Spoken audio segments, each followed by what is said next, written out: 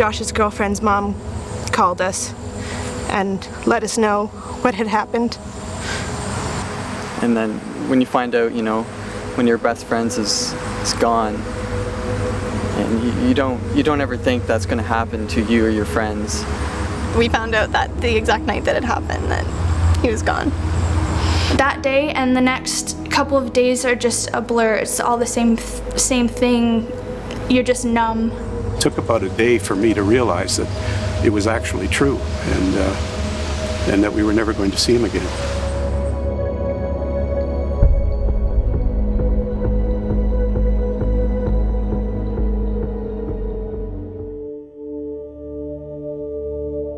I remember him being born like it was yesterday.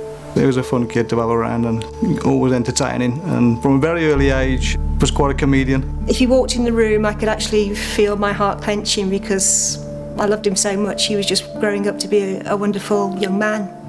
Always a smile on his face, always joking and laughing, and it makes you want to joke and laugh around as well. It makes you want to do what he does and makes you want to laugh like he does. You would go to work and you were hanging out with your friends, and you know, people always used to laugh at us because they'd find us dancing in aisles or having like a random party in the middle of work. He came home one day and said, "I've bought a drum kit." And the next thing I'd know, I'd hear the thump, thump, thump. And he'd be playing his drums, but I didn't care. I thought it was great. I loved the fact that he loved playing the drums. The house always seemed so quiet without him. You know, it was just a loud, it was really loud, but such a loud character. And he got into making films. He really loved to make little cartoon films and editing and messing around with video cameras. We used to make videos when we were young with his neighbourhood friends where we literally just do the silliest things ever, and he put them on YouTube. He would direct it, and then he would produce it, make it all up, and he'd put it all on DVD and hand his copies out to his friends. That's what he was going to be doing. He'd signed up, he was going to do a course at Fanshawe. Unfortunately, he never got there.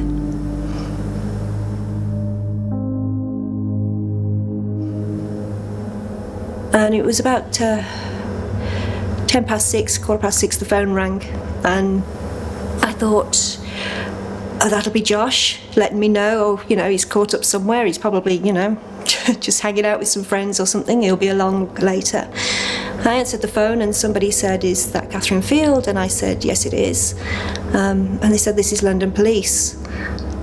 Oh, okay, yeah, can I help you? Josh has been involved in an accident and that we'd like you to come to the hospital. Myself and Meg were across on Belmont Fields there. We were doing soccer coaching for the younger ones. It was a Wednesday night. I remember seeing Mum come over the field, and she looked all frantic and everything. I run across the field and I see Nigel and Meg and I say, you know, something's happened with Josh, we've got to get to the hospital. They didn't realise quite what it was, but I just knew something wasn't right. Being in the car on the way there, my dad was driving, Mum's in the passenger seat, and I was sat in the back. And I remember my mom had reached for my dad's hand, and they just held hands for a minute, and like they looked at each other, and it was a look of pure worry. They didn't know what was going to happen or what was going on at all. The parents arrived and were waiting outside. We were very concerned that Josh wouldn't survive, so we brought his parents, Nigel and Catherine, to the bedside so they could be with their son. We were trying to get oxygen and blood to his brain, though they were concerned about him. He was in a bad way. Josh had received a severe impact to the back of his head, and that they were concerned with him. His blood pressure was low and they were concerned with his heart rate. They asked us to leave that room and go down a corridor. I remember walking down the corridor to the next room. We hadn't gone 20 steps. One of the doctors that we'd just seen came into the hallway, and I just remember hearing the voice, "Mr. and Mrs. Field." Before I even turned round, the tone of the voice gave it away. And I just fell to my knees and screamed the place down because I knew he died. I knew he was gone. I knew he was gone.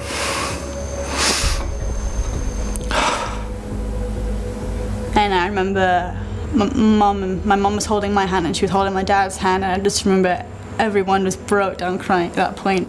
And I just remember running, I don't know if I was running, walking, scrambling, or what I was doing, back into the room and back to where Josh was laid down. And just running over to Josh, and all the time I can remember vividly saying, "Where's my baby? Where's Josh? Where's my baby? Where's Josh? Where's my baby?" That's all I remember saying over and over again, running over to him and just cradling his head. Just cradling his head and just looking up at the doctor and saying to him, "Please do something. Please do anything.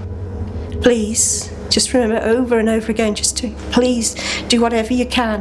Whatever you can, please do. And him just looking back and saying, "I'm so sorry, there's nothing we can do for him." I remember Catherine holding his hand and just asking him, "If you're in there, just come out. Just get yourself better. You can do this." But it wasn't to be. It wasn't to be.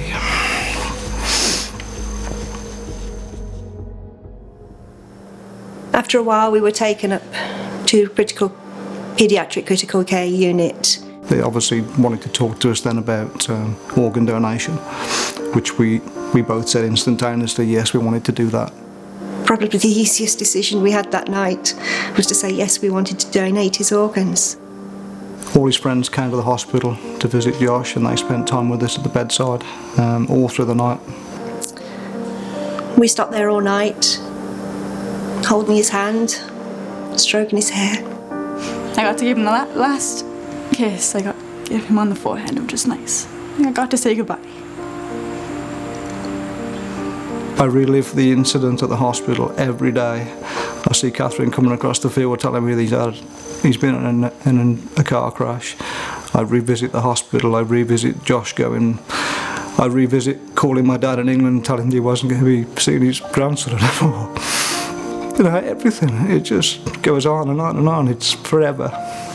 We wanted to make sure that Josh stayed alive to us and to his friends, to everybody that knew him. We celebrated him, pictures everywhere around the house, and we watch his videos, we do everything that reminds us of him. Nice to remember him for being happy instead of being sad that he's gone. There are so many things that we all miss about Josh every day, but it's the laughing and the hugging and the singing and the dancing, and it's just having him around and knowing that he's okay, probably the most. He's just grown so much and become such a nice young man to be around. And just taking the time to say, you know what, I'm so proud of you right now, was probably the best talk we ever had, because you don't do that enough with your own kids. You don't just stop them someday and say, you know what, you're doing okay, I'm so proud of you. Distracted driving infuriates me. I only work 10 minutes from home. I drive back and 4 times and pass probably 4 or 5 people every day on a cell phone. Despite all the efforts that we put in to educate people that it takes 1 second. That's all it took Josh. He didn't get a second chance. It took him 1 second to pull a phone out of his pocket and finish up in a ditch. If Josh had more knowledge about the outcome of answering that cell phone, maybe he wouldn't have. Maybe he would just have left it. So for us to try and promote distracted driving awareness and to make sure that somebody doesn't go do the same thing, doesn't try and answer that phone, if it would save just one person's life, then it's worth it to us.